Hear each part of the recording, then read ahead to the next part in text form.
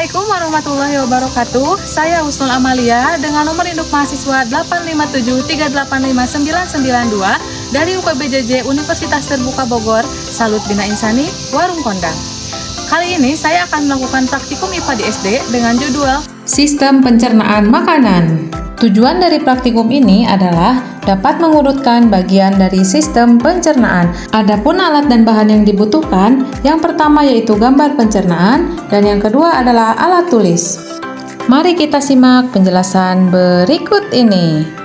Sistem pencernaan makanan adalah sistem yang sangat penting yang membantu manusia dalam mencerna makanan dan minuman yang dikonsumsi menjadi zat yang mudah dicerna oleh tubuh dan diambil berbagai kandungan penting yang ada di dalamnya yang bermanfaat untuk organ dalam dan bagian tubuh secara keseluruhan.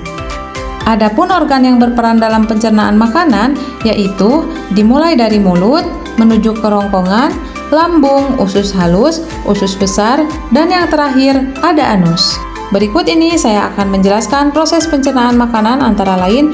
Yang pertama, makanan akan masuk ke dalam mulut dan di dalam mulut terjadi proses pencernaan makanan secara mekanik dan kimiawi. Di dalam mulut ini terdapat bagian-bagian penting, yaitu terdapat gigi, lidah. Gigi ini berfungsi untuk memotong bagian makanan, jadi bagian potongan-potongan yang lebih kecil, lalu akan bercampur dengan air liur yang dihasilkan oleh lidah sebelum akhirnya masuk menuju ke dalam kerongkongan. Setelah makanan masuk ke dalam mulut, makanan akan terdorong menuju kerongkongan atau esofagus.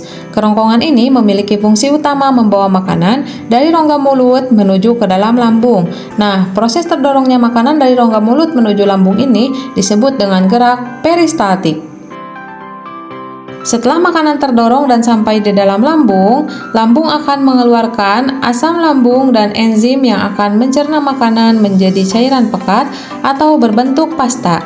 Nah, cairan ini juga akan membunuh mikroorganisme yang dibawa makanan atau minuman yang kita cerna, sehingga kita akan terbebas dari kuman penyebab penyakit.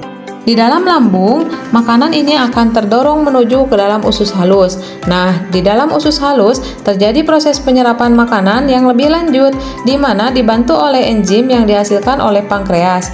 Usus halus terdiri dari 3 macam, yaitu usus 12 jari atau disebut juga dengan duodenum, usus kosong yang disebut dengan jejunum, dan usus penyerapan yang disebut dengan ileum.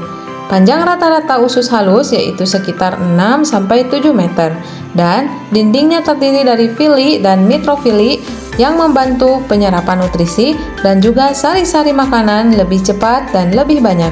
Setelah itu, makanan akan menuju ke dalam usus besar. Nah, usus besar ini memiliki fungsi membusukkan makanan dan akan berubah menjadi kotoran atau yang disebut dengan feses. Limbah makanan ini akan didorong oleh usus besar menuju saluran yang disebut dengan saluran rektum. Nah, saluran rektum ini akan menyalurkan makanan menuju ke pembuangan terakhir yaitu anus. Jadi, setelah makanan sampai di dalam anus, yaitu pembuangan terakhir, otot anus akan menahan dan juga menjaga kotoran agar tidak keluar sebelum waktunya.